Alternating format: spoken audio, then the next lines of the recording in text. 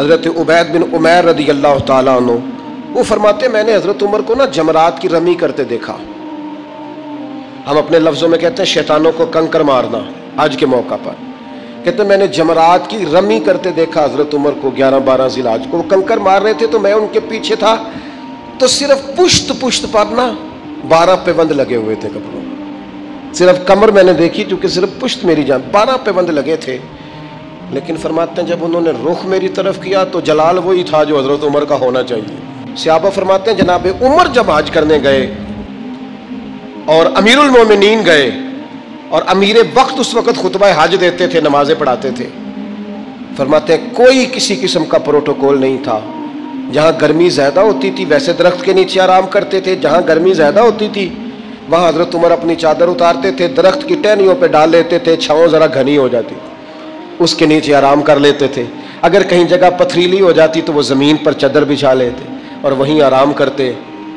رضی اللہ تعالیٰ عنہ بیان کرتے ہیں، مصنف ابن ابی شیبہ میں موجود ہے، حضرت سعد بن ابی وقاص کہتے ہیں مجھے اللہ کی قسم عمر کوئی ہم سے مقدم آدمی نہیں تھے لیکن درجہ بہت زیادہ لے گئے. کوئی پہلے نہیں آئے، ان سے پہلے بھی لوگ آئے، کوئی زیادہ آگے بڑھ کے زیادہ کام نہیں کیا. یہ صحیح سند سے مصنف ابن ابی شیبہ میں موجود ہے. حضرت سعد بن ابی وقاص کہتے ہیں اللہ کی قسم ایک بات تھی جس کی وجہ سے عمر صاحب سے آگے نکل گئے. حضور وہ کیا؟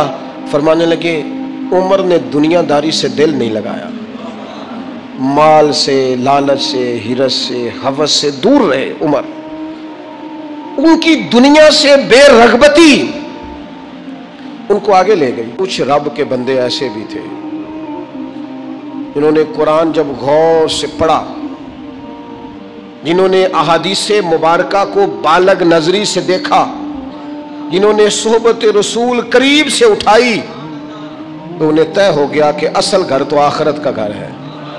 والآخرۃ خیر وابقا، آخرت خیر والی بھی ہے، ہمیشہ باقی رہنے والی.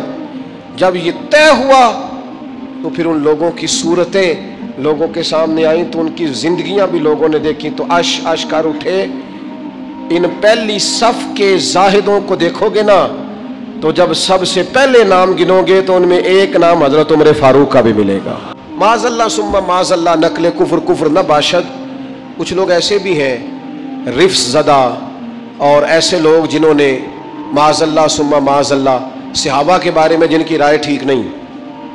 آپ حیران ہوں گے کہ جو معاذ اللہ ثم معاذ اللہ حضرت عمر کے بارے میں رائے ٹھیک نہیں نہ رکھتے، یہ کمال ہے نا. جو رائے ٹھیک نہیں رکھتے یہ وہ بھی کہتے ہیں کہ 10 سال سے زیادہ وقت تک 24 لاکھ مربع میل پہ حکومت کرنے والے شخص نے اپنے گھر میں 1 روپیہ بھی نہیں جانے دیا. آپ اسے چھوٹی بات سمجھتے ہیں؟ بہتا دریا ہو اور بندہ کہے نہیں میں نے خشک رہنا ہے، یہ کیسے ہو سکتا ہے؟ یعنی کٹر مخالف بھی کہتا ہے کہ نہ مال خزانہ میں سے کوئی عمر کی جیب میں آیا ہے نہ عمر فاروق کی اولاد کی جیب میں آیا، انہوں نے آنے دیا ہی نہیں. وہ جو زہد تھا نا ذہن بن گیا تھا کہ دنیا نہیں کٹھی کرنی، آخرت بچانی ہے. اور یہ ایک بات اور بھی ذہن میں رکھ لیں، زہد سے مراد یہ نہیں کہ بندے کی جیب میں کوئی شے نہ ہو تو پھر وہ زاہد ہوتا ہے.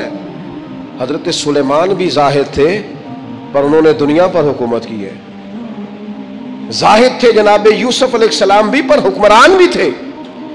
کوئی نہیں ملے گا اتنا بڑا زاہد جتنے بڑے زاہد اور پرہیزگار حضرت عثمان غنی تھے، پر گھر میں لاکھوں کروڑوں پڑے رہتے تھے. پیسہ ہونا اور بات ہے لیکن دل پیسے سے لگا ہونا یہ اور بات ہے. حضرت عمر رضی اللہ تعالیٰ عنہ کی زندگی ساری پڑھ لو اور غور سے پڑھ لو.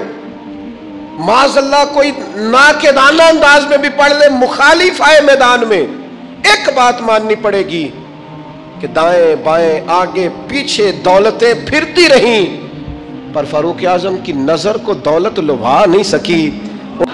آپ کپڑوں سے روب ڈالنا چاہتے ہیں، بڑے بڑے موبائل ہاتھوں میں پکڑ کے روب ڈالنا چاہتے ہیں، بڑی گاڑیوں سے اتر کے روب ڈالنا چاہتے ہیں، کوئی نہیں ڈلتا.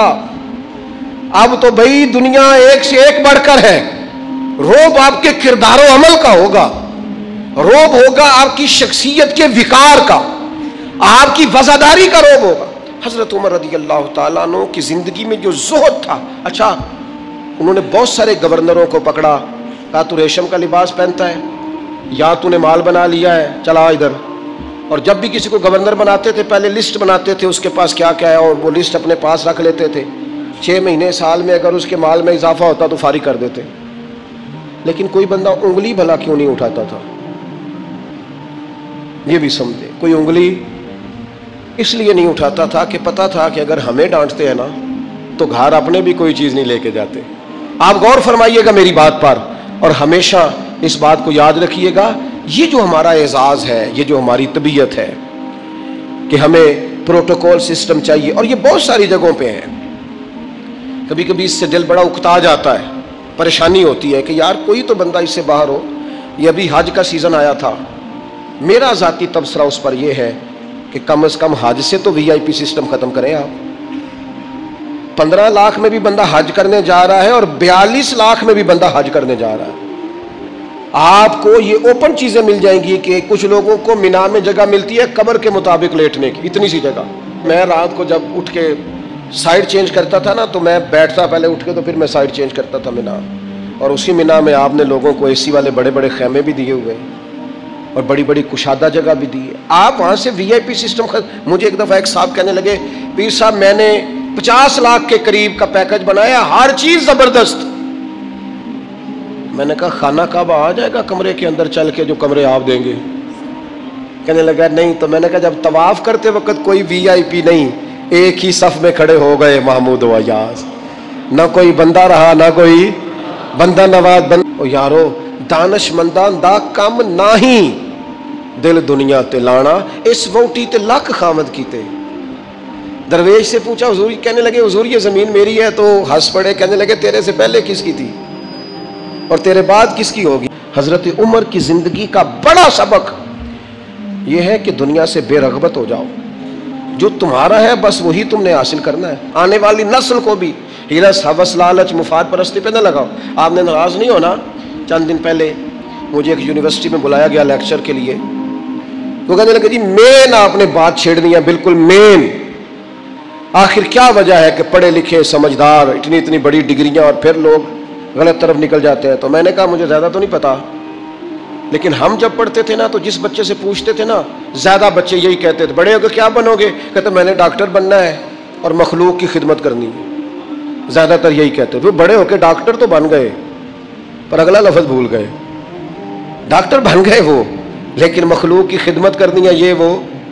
پھر انہوں نے چونکیاں رکھی ہیں 2-3، ایک پہ فیس جمع کرا لو، ایک آگے آ جاؤ، یہ اتنے پیسے مشورے کے ہیں، یہ پھر دوائی بھی وہاں سے لینا جہاں سے میں نے کہی ہے، ٹیسٹ بھی اس لیبارٹری سے کرانا جو سب کی بات نہیں کرتا لیکن جو ہے وہ بہرحال ہے.